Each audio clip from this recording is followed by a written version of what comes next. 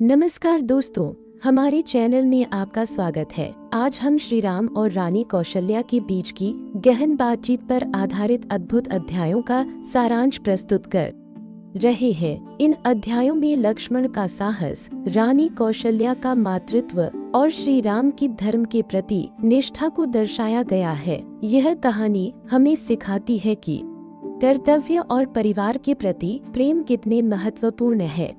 हम आपको इस वीडियो को पूरा देखने के लिए प्रोत्साहित करते हैं। अगर आपको यह वीडियो पसंद आए तो कृपया लाइक करें, शेयर करें और हमारे चैनल को सब्सक्राइब करें। हमें कमेंट में बताएं कि आप इस वीडियो से क्या नया सीख रहे हैं।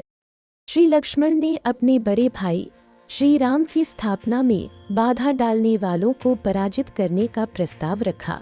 लक्ष्मण, जो अपने भाई के निर्देश से दुखी थे, श्री राम के प्रस्थान के कारण चिंतित थे, लेकिन धर्म के रहस्य को जानकर प्रसन्न भी थे। उन्होंने क्रोध की गुफा में कुछ समय बिताया, जैसे एक नाग अपने बिल में उत्तेजित हो। उनका चेहरा एक क्रोधित सिंह की तरह भ्रुकुटी तानी हुई थी और वे हाथ पैरों को कांपते हुए, अपनी दृष्टि को मोड़ते हुए अपने बड़े भाई से कहा, हे भाई, इस बुरे समय में आप एक बड़ी भ्रांति के शिकार हैं। माता पिता की अवज्ञा करना धर्म के खिलाफ है।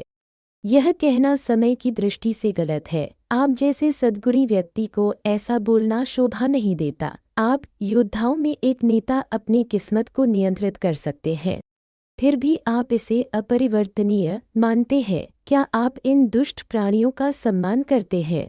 हे सद्गुणी, क्या आप नहीं जानते कि कितने धोखेबाज धर्मात्मा के रूप में प्रकट होते हैं? ध्यान दें कि राजा और कैकेयी स्वार्थ के लिए आपको धोखा दे रहे हैं और आपको वनवास भेज रहे हैं। यदि कैकेयी को दिए गए वरदान सच है, तो यह बात आपकी स्थापना की तैयारी से पहले क्यों नहीं बताई गई? यदि इसे गलती कहा जा सकता है तो वह गलती एक आपदा है। यह लोगों में विवाद उत्पन्न करेगी। राज्य के मामलों में छोटे को बड़े पर कैसे प्राथमिकता दी जा सकती है? मैं इसे सहन नहीं कर सकता। हे महान नायक, मुझे क्षमा करें। यह कानून जिसकी आप प्रशंसा करते हैं, जिससे आपका मन संचालित होता है, मेरे लिए समझ से परे है। आप जो शक्तिशाली हैं, क्यों कैकेयी के सामने झुकते हैं? क्या आप अपने पिता के अन्यायपूर्ण आदेश का पालन करेंगे, जो धर्म के कानून के खिलाफ है? क्या आप उनकी कपटता को नहीं देख रहे हैं, जो आपकी स्थापना को वरदान देने के बहाने विफल कर रहे हैं? मैं ऐसे मार्ग का अनुसरण करना निंदनीय मानता हूँ। यही मेरी चिंता का कारण है। हालांकि हमारे माता पिता, राजा और कैकेयी आपको हानि पहुंचाना चाहते हैं और जुनून से प्रभावित हैं, फिर भी आपके अलावा कौन उनके इरादे को सहन करेगा? फिर भी आप इस मामले को भाग्य के निर्णय के रूप में मानते हैं। यह कार्य मुझे अप्रिय लगता है। कमजोर और कायर ऐसे अनिश्चित भाग्य पर भरोसा कर सकते हैं, लेकिन नायक और धैर्यवान लोग कर्म के आदेशों को स्वीकार नहीं करते। जो अपने प्रयासों से भाग्य को पराजित करता है, वह कभी दुखी नहीं होता। आज यह देखा जाए कि भाग्य या प्रयास में से कौन विजयी होता है। जो भाग्य तुम्हारी स्थापना को रोकता है, जो उस हाथी के समान है जो कोड़े का उत्तर देने से मना करता है और जिसने अपनी बेड़ियां तोड़ दी है, वह अनियंत्रित घूम रहा है।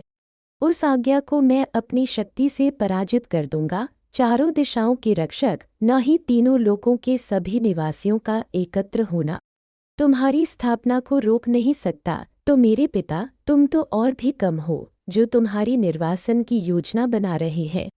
वे स्वयं 14 वर्षों तक निर्वासित होंगे। मैं अपने पिता और कैकेयी की आशाओं को विफल कर दूंगा, जो तुम्हें राज्य से वंचित कर भरत को सिंहासन पर बैठाना चाहते हैं। कर्म की शक्ति हमारे विरोधियों को उतनी विपत्ति नहीं देगी जितनी कि मेरी वीरता उन पर डालेगी। यदि तुम 1000 वर्षों तक शासन करोगे तो वन में निवास करो, अपने पुत्रों को राज्य का शासन सौंपकर। फिर जैसे हमारे पूर्वज जो वृद्ध होकर आश्रम में चले गए, तुम भी वन में निवास करते रहो। पहले राजा अपने वृद्धावस्था में अपनी प्रजाओं को अपने पुत्रों और पौत्रों के शासन में सौंपकर साधु बनकर वन में चले जाते थे। यदि, हे राम, तुम राजा की आज्ञाओं के विरुद्ध शासन करने से डरते हो, यह सोचकर कि प्रशासन असुरक्षित होगा, तो मैं तुम्हारे राज्य की रक्षा करूंगा, जैसे किनारा पृथ्वी को समुद्र के आक्रमण से बचाता है। यदि मैं असफल होता हूँ तो मुझे कभी भी नायक नहीं कहा जाए। अब इन शुभ तैयारियों के साथ तुम्हारी स्थापना पर ध्यान लगाओ।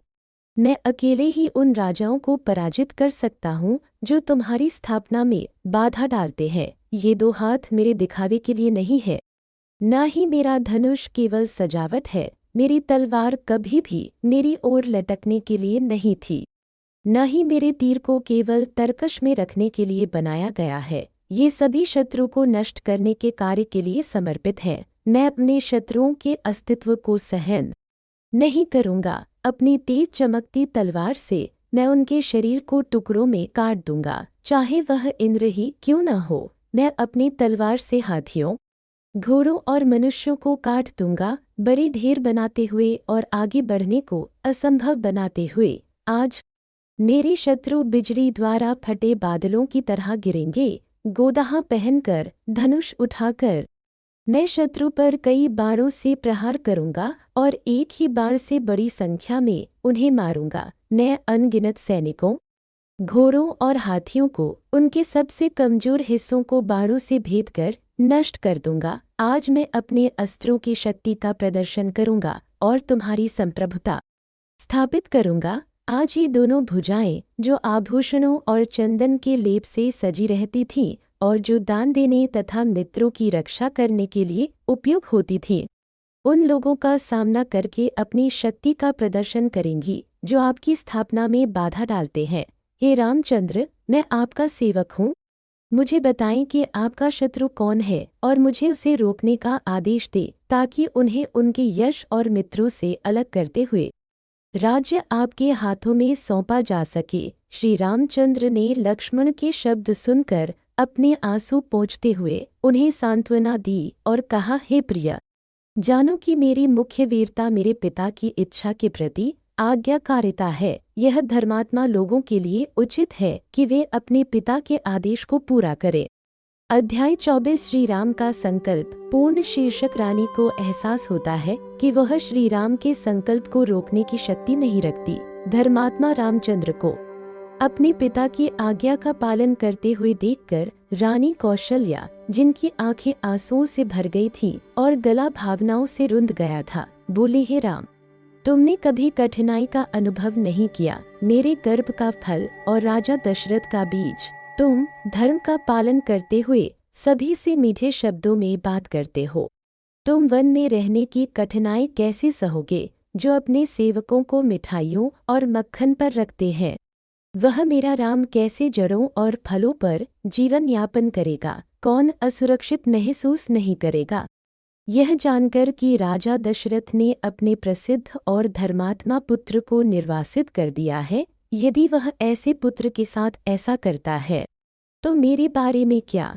यदि रामचंद्र, जो सभी के प्रिय है, वन में जाने के लिए मजबूर है, तो निस्संदेह भाग्य पूर्व कर्म हमारे सुख और दुख पर शासन करता है। हे पुत्र, मेरे हृदय में दुख की आग तुम्हारी अनुपस्थिति के वायु से भड़की हुई विलाप और पीड़ा पर पली आंसुओं से उत्तेजित चिंता का धुआं छोड़ती मुझे पूरी तरह से नष्ट कर देगी, जैसे सर्दी के अंत में वन की आग झाड़ियों, लताओं और घास को राख में बदल देती है। हे पुत्र, जैसे गाय अपने बछड़े के पीछे दौड़ती है, वैसे ही मैं तुम्हारे पीछे जाऊंगी जहां भी तुम जाओगे। राम ने रानी कौशल्या की दुख भरी बातें सुनकर उत्तर दिया, हे माता, राजा कैकेयी के धोखे से बहुत दुखी है और मुझे भी जब मैं वन में जाऊंगा उन्हें छोड़ना होगा। महाराज जीवित नहीं रहेंगे यदि आप भी मेरे साथ आएंगी। एक महिला द्वारा अपने पति को छोड़ने से अधिक क्रूर कार्य और कोई नहीं हो सकता। इसे सहन नहीं किया जा सकता जब तक मेरे पिता जीवित हैं। तुम्हारा कर्तव्य है कि तुम उनकी सेवा करो। यह शाश्वत धर्म तुम्हें पालन करना चाहिए। धर्मात्मा महारानी ने श्री रामचंद्र की सलाह सुनकर, जिन्होंने कठिनाइयों को आसानी से पार किया, उन्हें विनम्रता से उत्तर दिया, हे मेरे पुत्र, तुम्हारे शब्द सत्य हैं। श्री राम ने फिर उन्हें संबोधित किया जो गहरी पीड़ा में थी, कहते हुए, हे देवी, तुम और मैं दोनों को मेरे पिता की आज्ञा का पालन करना चाहिए। वह पहले मेरे गुरु हैं, दूसरे मेरे पिता तीसरे तुम्हारे पति और अंत में हम सभी के रक्षक, स्वामी और भगवान है। 14 वर्षों का समय खुशी से वन में बिताकर मैं लौटूंगा और तुम्हारी आज्ञा का पालन करूंगा। रानी कौशल्या, जिनकी आंखें आंसुओं से भरी थी, जो दुख सहने की योग्य नहीं थी, श्री रामचंद्र को उत्तर दिया, हे मेरे पुत्र, मैं अपने प्रतिद्वंदियों के साथ रहने का कैसे सहन करूंगी। यदि तुम अपने पिता की आज्ञा से वन में जाने का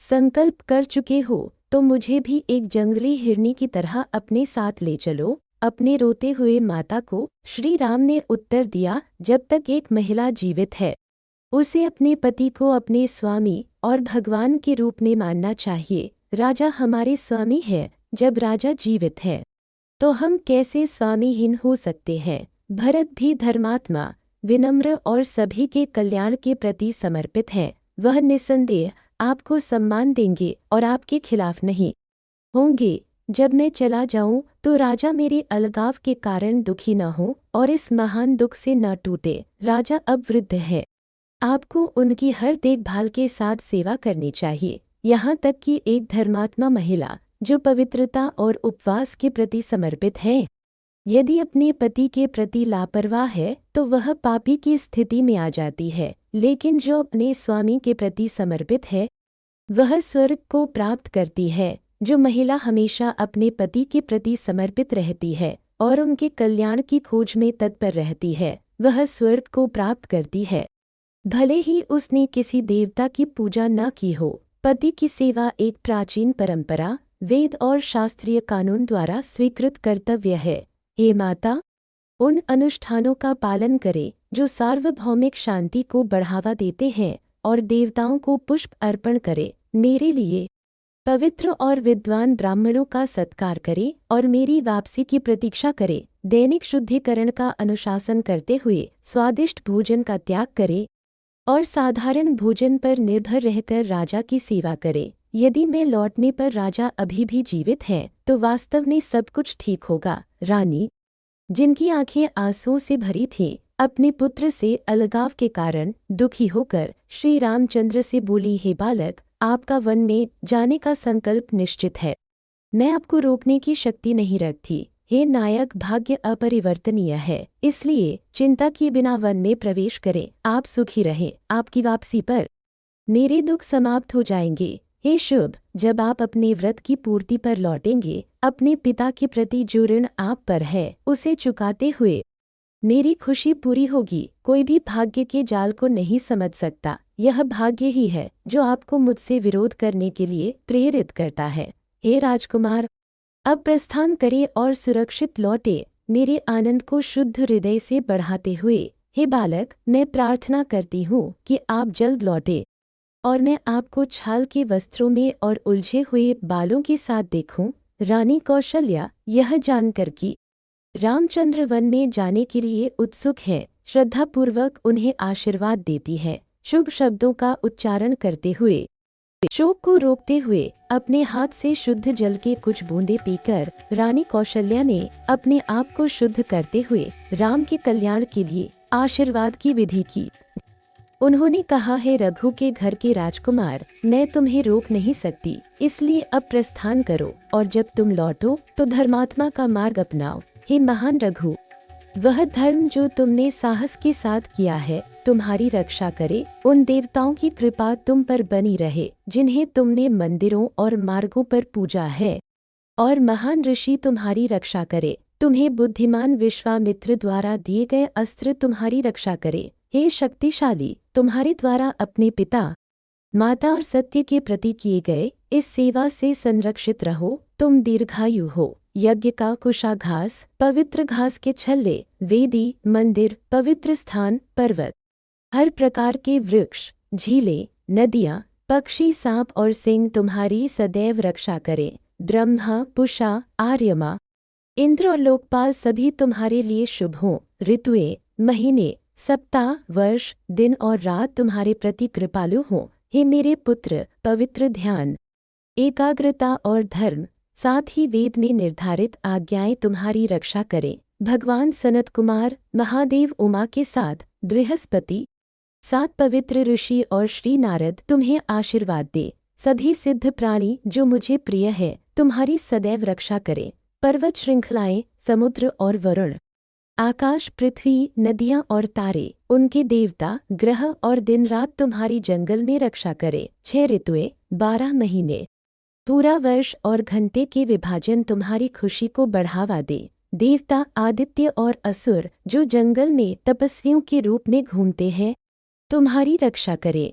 कोई राक्षस, पिशाच जो क्रूरता का अभ्यास करते हैं, अशुभ और मांस खाने वाले तुम्हें कभी चोट न पहुँचाए। कोई बंदर, बिच्छू, गदगद, सांप या सरीसृप तुम्हारे पास न आए।